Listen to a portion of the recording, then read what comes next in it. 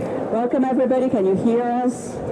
It's okay, my name is Serena, I'm a medical doctor, occupational health physician, and I'm today with Frode covering HR doctor. So I treat people, he treats companies. I go into the specific, he deals with the big thing. Thank you for being today with us. So this will be an interactive situation where you can stop us and ask questions. We will have a few role plays in 25 to 30 minutes, so that's a challenge, but we will do our best. We are here because we want to make the connection between medical health and organizational health, and the role that HR plays as a piece in this equation. So you can learn about symptoms of employees, you can learn about symptoms of the company that bring you to a place where you need to take action. And who's in the room? So how many, we have a lot of students here, so how many students do we have? Okay. How many HR people do we have? How many decision makers in other ways in companies do we have that didn't raise their hands? And who did not raise their hands until now? Okay. What are you doing here if you didn't raise your hand? Good. So we'll find out for these different categories. So what does a medical doctor do in a company? Sometimes usually an occupational health physician is not seen upon as a person who will help a company. It is seen as somebody who will leave the employee at home, being very compliant with the employee and not with the employer. This is not true. A medical doctor, an occupational health physician will stay in between and help the employer keep a good environment and the employee really stay on the job and be performant. So what are the symptoms, the major symptoms and signs that you can see in an employee in order to really have an alert? Like, for example, absenteeism, which is not coming to work when they should in a, let's say, not normal way, like long absences or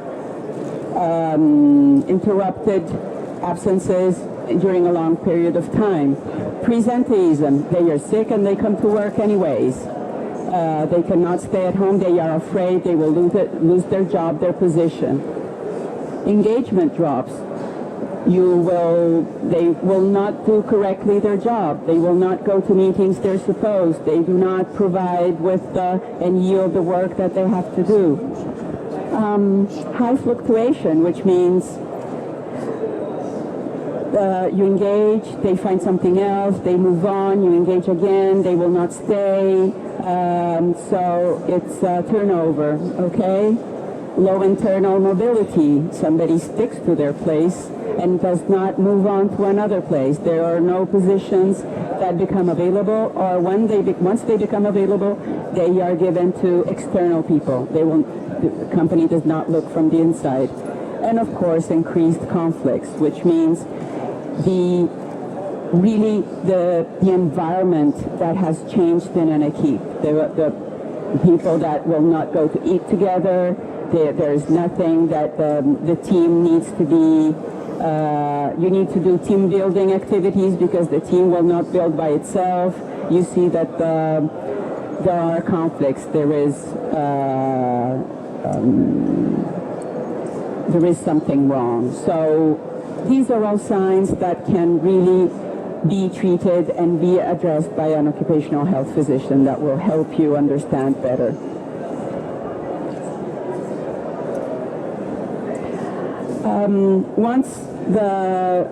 So which are the doctors that that you will encounter? You have the treating physician, so it's the person who will sign the absence. You will have the occupational health physician, you will have the médecin conseil or the insurance physician, and then you will have the expert. The expert, which is like a second opinion physician. What kind of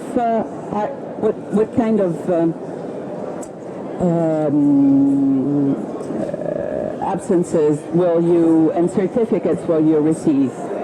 You have an inability to work, which is I cannot work, I cannot perform any of my tasks. I am unable to do whatever. I am unfit. I cannot do my job, but I could do something else. Like I have a broken leg.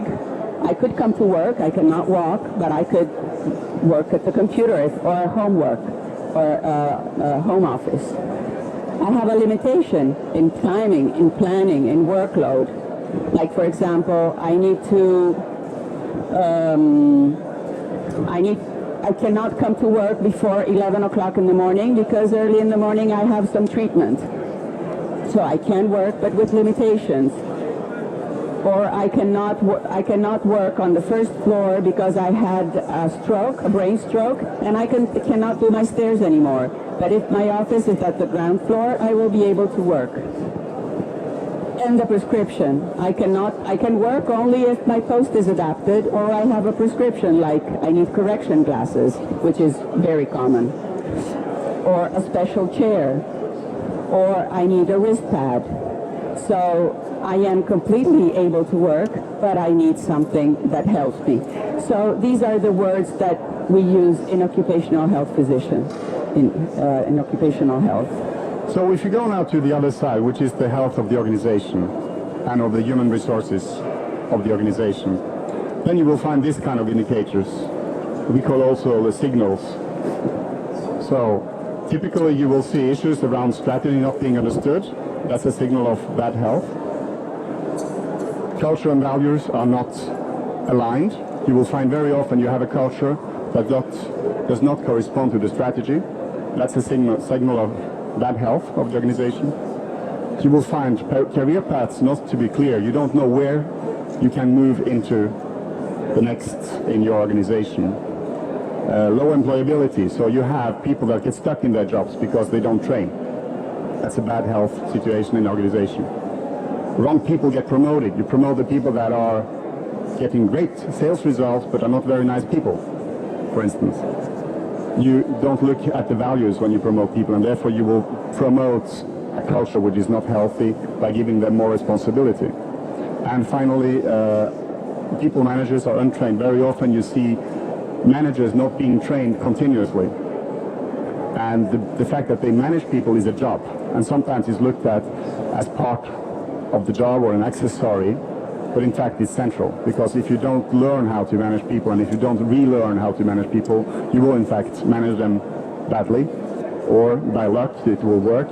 You might be very talented, but in fact you cannot program a systematic success in managing people.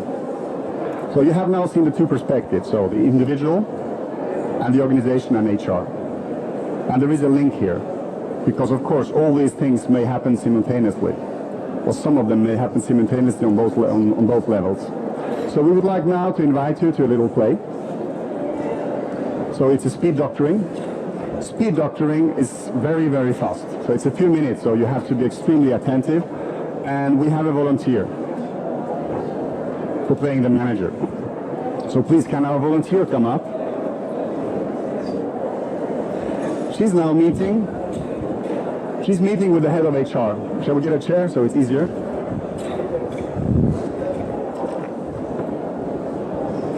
So this is unfair. I've been head of HR in many companies. She never was a manager. Okay? So we will try.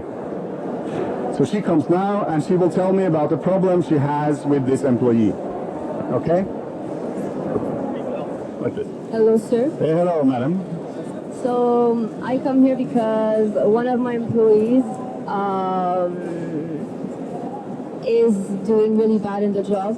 He's always absent and he finds excuses to not be here twice every week.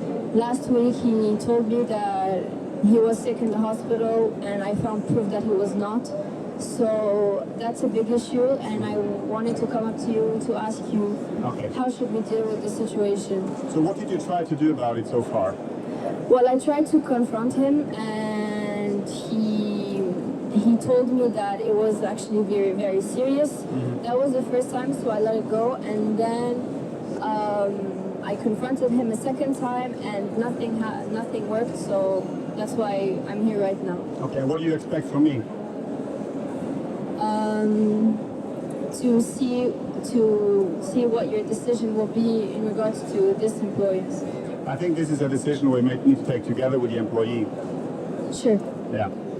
What is will you keep this employee if we find a solution? I mean, it's very unethical of me if I do keep him. Unethical if you keep him. For the company. Okay. We stop there. Good? Was a speed doctoring. Okay. So applause to the manager. Yes. Wow. So what did you observe? Thank you. You can relax now. What did you see? Comments from the audience? Yes? From the role play, I could see that the manager had already made up her mind. Exactly. Very frequent situation. The manager already has decided in her head. Other observations? One more? Come on, yes. I don't think she had a real understanding of what the issues are, because she Okay. hasn't had an engagement, a detailed engagement with the employee. Yes. Very She might not superficial. know in what the illness is about. Yes. Okay, let's find out. That's a very good. There was somebody here. Yeah, I guess it was a very reactive action and not a proactive relationship building. Exactly.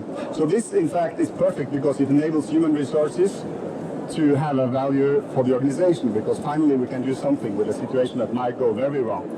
Let's find out, however, what happens with the employee side. So we also have a volunteer for the employee. In fact, it's the same employee, but he's not meeting me, he's meeting the medical doctor. So, the Médecin du Travail, the occupational health physician.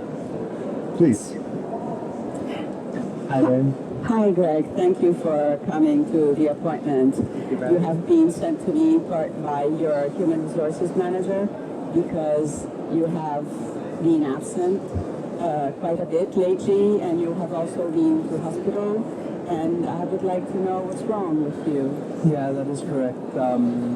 Basically, I've been having a lot of back pain and been very tense. Okay. Both from at home where I've been moving a lot of furniture, but also at the same time, I feel like the workloads are getting larger and larger whilst we're not hiring enough people.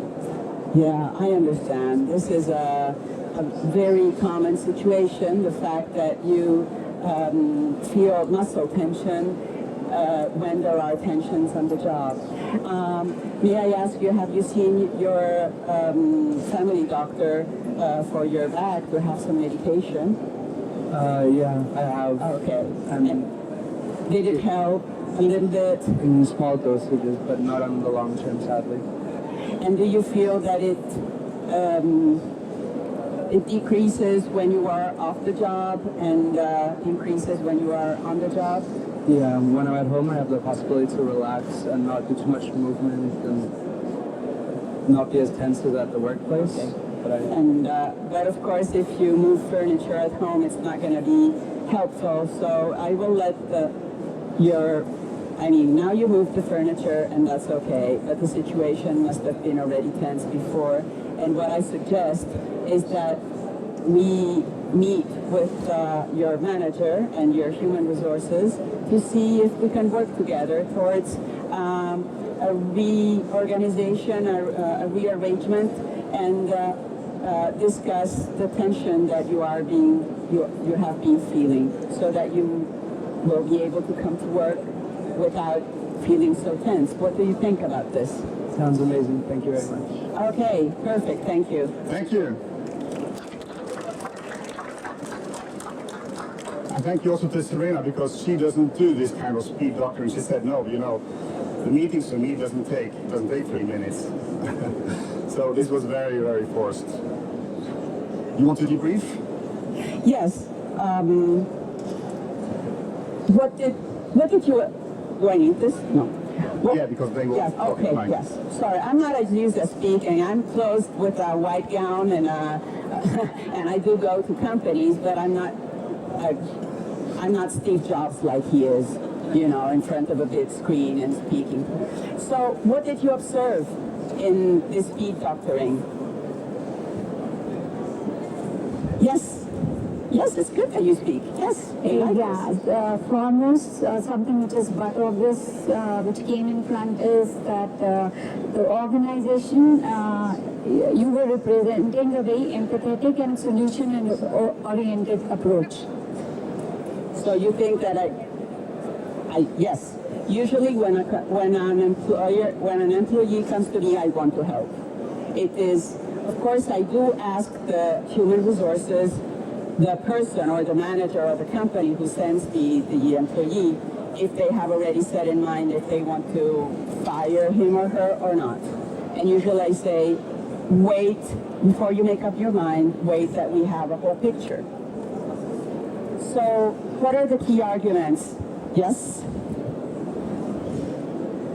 I'm going to be nasty, but I think it will be important to have an assessment as well to understand the physiological state of the person. Closer.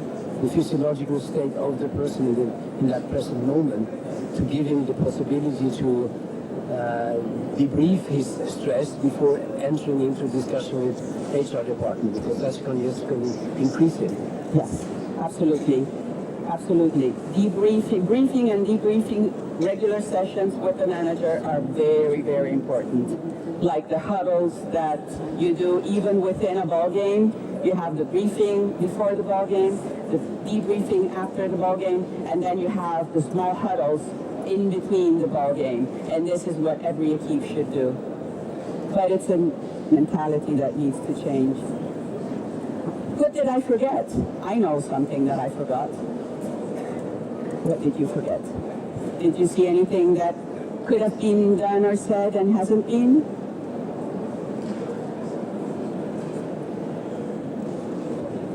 I will tell you what I forgot, that I usually ask. I ask if the person likes his job. Do you like your job?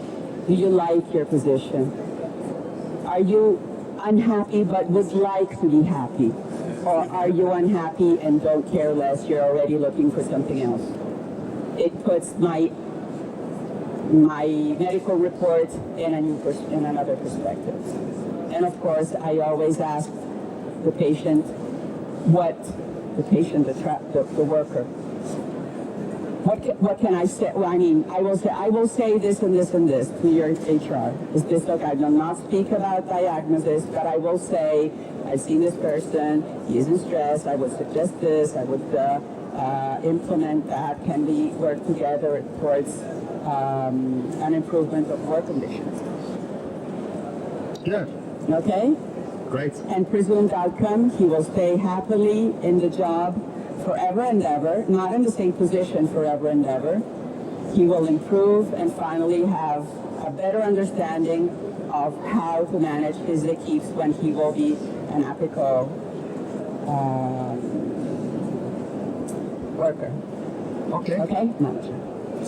So thank you for this. Now let's go into what this can bring in terms of outcomes.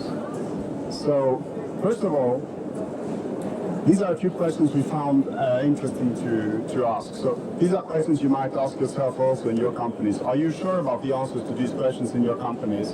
Because if not, it might be useful to check. So who is responsible? Typically, what is HR's role?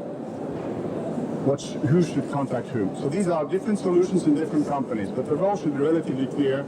Also from the role plays, we had the indication. There is something to the employment contract. In fact, the human resources function is in the middle of this.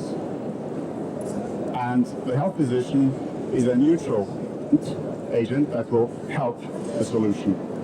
And if there is a play together, as you heard, Serena at the end, she says, so let's meet employee, manager, human resources, and health physician, and find a solution. That's treating people as adults. It responsibilizes the employee and the manager. It enables human resources to work in an objective situation where there is a qualified support. I might add that both HR and occupational health physician are two preventive figures. I've heard many times HR calling me saying that it's like being a fireman. They always have to put out fire because they are called upon big problems. This is the same for occupational health. We should not go when there is an occupational disease already in place, when the person is already sick. We should always work in prevention. But prevention needs to be put in the agenda, and it is never so rentable as treating, because you don't see the problem. It's like the big issue of vax, no vax. I'm not going to talk about this here, but if you do something to prevent something that does not exist, it is very ethical, it's thinking ahead, it will take time, but it's to be understood, it takes culture. So as my part of the pitch will be around human resources not being ill themselves. Because if human resources is not healthy, you can do whatever you want, but you will not get anywhere. So these are a few words that you might think about courage. Is your human resources courageous? Do they have programs for health and for promotion of a healthy culture? Is there an influence by human resources on top management decisions, or is there not? That has to do with the health of the organization. Do the methods that they use correspond to the needs, results of what human resources does, or is it just a churn? And then do they use tools that correspond to the culture you want? So these are a few questions that you might think about and do a checkup of your human resources. Or do your human resources need doctoring? So, we have these 12 sentinel indicators, the 6 on the employee side and 6 on HR and company side. So we'll distribute the sheets for you so you have something that you take with you from this conference. It's like the 6-step program, but not just like the 6-step program. You just check and say, okay, do I tick the boxes here or not? Can I tick the boxes? Are these 12 things okay? And then some of these causes that you may have to it not being okay may be internal, some may external. So also think about that. What can you influence and what can you not influence? Otherwise it's wishful thinking. And what can you do? If you are in a position where you can do something, where would you start? This is also applicable to students, as we have many students. So your manager, in fact, is your professor, right? Your HR is the assistant to the professor, so go to him.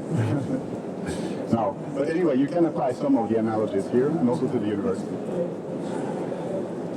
So, to round it up, on the employee side, Serena has a few points. I really try to make it short and a take-home message. What improving implies courage to change. Courage to change means that you might also suggest an improvement that is not accepted by the head management, by the CEO, by the owner of the company. So it takes courage. Thinking ahead is called prevention. Always have a feeling for the signs. Alerts that should always be addressed. Just like in weddings, when it starts not being okay with your husband or with your wife, so it is in a company. Do not push the alerts under the carpet saying it's nothing, because it will be even bigger afterwards. What a sentinel alert in a worker, I say, is stays at work even when sick. We called often arrives late. Invents excuses. Was in the hospital, but was told something else to the company. Tells lies. Just like it has a childish type of attitude. Has frequent accidents. Becomes clumsy. Becomes inattentive. It's a big sign of overworking and of burnout. Takes up or has an addiction. Starts going to the bistro in front of the company every day. Never did it before. Or comes in the morning, he is a little wizzy. For example, has alcohol lunches, or this is important before it becomes a problem, should be addressed. I'm sure you have many more alerts in your staff that you see. Okay? And then on the company side, how can you see if your HR is ill or if your company is ill in terms of how it treats its staff, not optimizing, in fact, the resource that we are? And there are a few hints here regarding the linkage between strategy and culture, which is an important one, because what you say that you are going to do and how you're going to do it needs to be connected. I'm going to conquer the market with this and that, those resources. People need to know this and understand it and share it in terms of what it means for their daily work and their goals and their resources.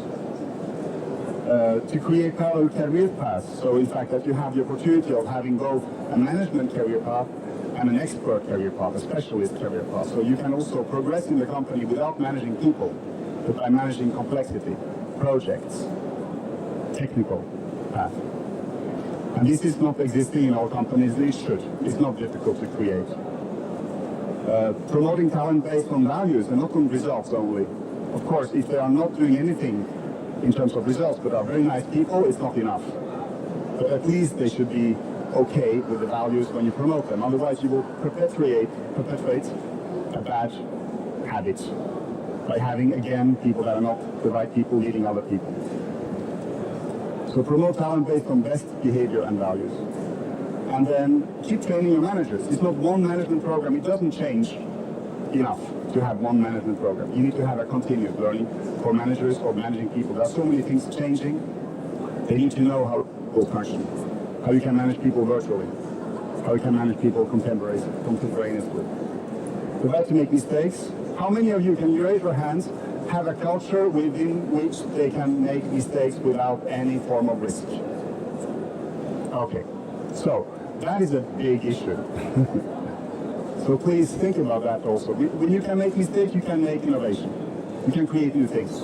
In fact, I can fail 1,000 times in creating the light bulb, and then once I find out that I have to take away the air and then it becomes a light bulb. I have to fail 1,000 times before I find it out. It's the same today. You need to be able to innovate in order to fail in order to innovate. And finally, if you have a team, so those that raised their hands when they said I have management responsibility, be a hero to your team. Yes. Be a hero to your team, Gaston. Like you are. Yes. And show the example. Because if you can make mistakes, if you can exemplify the best values and so on, if you favor mobility, then of course they will do it also. They are allowed to do it. That was it. Thank you so much. So thank you for your active participation. Thank you. And feel free to contact us. Serena works with ExpertCare, and I work with HR Guides, and we are happy to give you more information whenever you need it. So thanks again, and enjoy the salon. Thank you. Thank you.